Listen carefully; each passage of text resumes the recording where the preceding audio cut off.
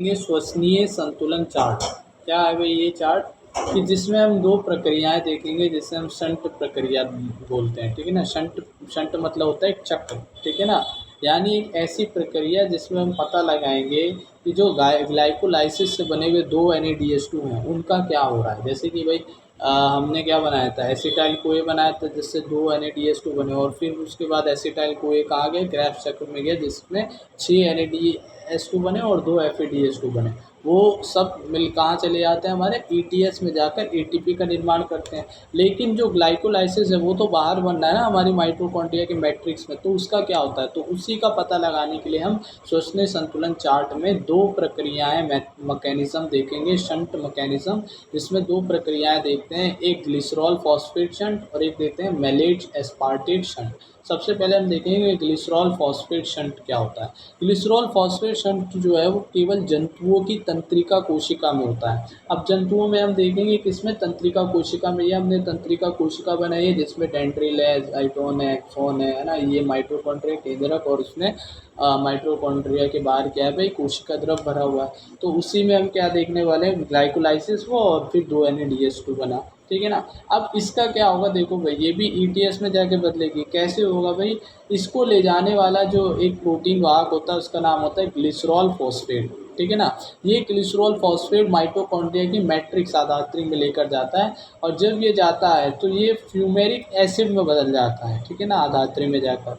अब fumaric acid में जब बदलता है तो ये 2 NADH2 को 2 FADH2 में बदल देता है और दोबारा जो हमारा फ्यूमेरिक एसिड है वो बाहर आ जाता है और दोबारा ग्लिसरॉल फॉस्फेट में बदल जाता है। ठीक है ना। और फिर ये प्रक्रिया पुनः चालू हो जाती है। इसी तरह से ये करता रहेगा। यानी कि अब ये 2 FADH2 में बदल गया है जो कि कितने ATP बनाएगा, क्रैप ETS में जाकर 4 ATP, यानी कि हमारी पूरी जो ATP बनेगी वो 2 कम हो गई, अतः 36 ATP निर्मित होती है। और इस श्वसन अभिक्रिया में जिसमें ग्लाइकोलाइसिस से जो 2 NADH2 माइटोकॉन्ड्रिया में जाकर 2 FADH2 बदल जाते हैं जिससे 4 ATP बनते हैं, ना कि 6।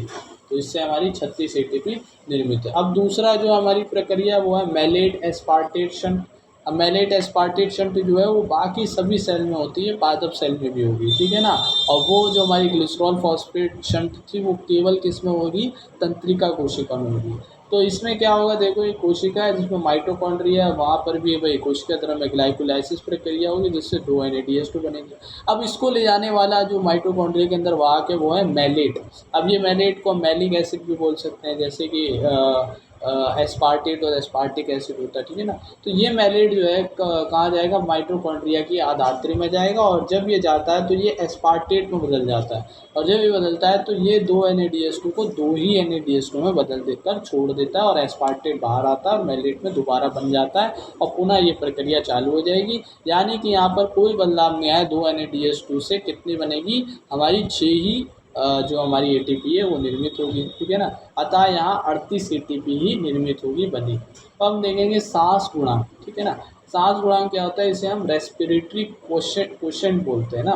क्या होता है, RQ बोलते हैं इसे, रेस्पिरेटरी क्वोशेंट, जिसमें हम क्या निकालते हैं, जो हमारी मुक्त हो रही CO2 उसका भाग करते हैं हमारी उपयुक्त ऑक्सीजन से, तो उसको हम सांस गुणांक कहते हैं। कि इसमें हम श्वसन अभिक्रिया में उपयुक्त O2 व मुक्त CO2 का भाग निकालते हैं। ठीक है ना। जैसे कि हमारी कार्बोहाइड्रेट प्रक्रिया हुई जिसमें हम ग्लूकोज को 6 ऑक्सीजन के साथ तोड़ते हैं तो 6 कार्बन डाइऑक्साइड निकलती है, 6 जल के अणु निकलते हैं और 38 या 36 ATP बनती है। ठीक है ना। 36 किसमें बनेगी, हमारी केवल तंत्रिका कोशिका में, बाकी सब में 38 ही बनेगी। और कार्बोहाइड्रेट में जब हम RQ निकालते हैं तो क्या होगा भाई, ऊपर हम CO2 रखेंगे, नीचे O2 रखेंगे, 6 CO2 हम ले रहे हैं और 6 CO2 निकल रही है और 6 O2 जो है हमारी उपयुक्त हो रही है। तो क्या हो जाएगा इसका, जब हम भाग करेंगे तो एक हमारा RQ आएगा। यानी कि जब हम कार्बोहाइड्रेट में RQ निकालते हैं, सांस गुणा रेस्पिरेटरी क्वोशेंट, तो उसमें कितना आता है, 1 आता है। ठीक है ना, इसका आंसर। अब यहाँ पर वसा जब कार्बोहाइड्रेट के अलावा नहीं होगी तो फिर वसा को हम तोड़ेंगे, फैट को, जैसे यहाँ पर लिया है एग्जाम्पल में ट्राइपामाटीन। ठीक है ना। ट्राइपामाटीन जो होती है वो C51H98 और O6 होती है। अब इसको हम 145 ऑक्सीजन की उपस्थिति में तोड़ते हैं तो 102 CO2 निकलती है अब 102 ऊपर लिखेंगे और नीचे 145 कर लिख देंगे O2। तो इसको जब हम तोड़ते हैं RQ निकालते हैं तो हमारी 0.7 हमारी क्या आता है RQ आती है रेस्पिरेटरी क्वोशिएंट, यानी 1 से कम। इसी तरह से प्रोटीन को जब हम तोड़ते हैं उसका RQ निकालते हैं तो प्रोटीन का बस सीधा सीधा याद रखना, कोई एग्जाम्पल नहीं है फार्मर टीम की तरह, 1 से कम यानी 0.9 जो हमारी है वो RQ आती है, ठीक है ना, किसमें प्रोटीन में। तो इसके साथ सिर्फ एक आखिरी का हमारी एक टॉपिक है जिसका नाम है श्वसनीय पथ एम्फीबॉलिक पाथवे। अब ये एम्फीबॉलिक पाथवे क्या है, जिसमें उच्च अपचे दोनों अभिक्रिया होती है जिसे हम एम्फीबॉलिक पाथवे बोलते हैं, है ना। जिसमें क्या हो रहा है देखो, श्वसनीय पथ जो है इसको श्वसनीय पथ ना बोलकर हम एम्फीबॉलिक पाथवे बोलते हैं, क्योंकि इसमें मॉलिक्यूल्स टूटते भी और बायोसिंथेसिस में इस्तेमाल भी होते हैं।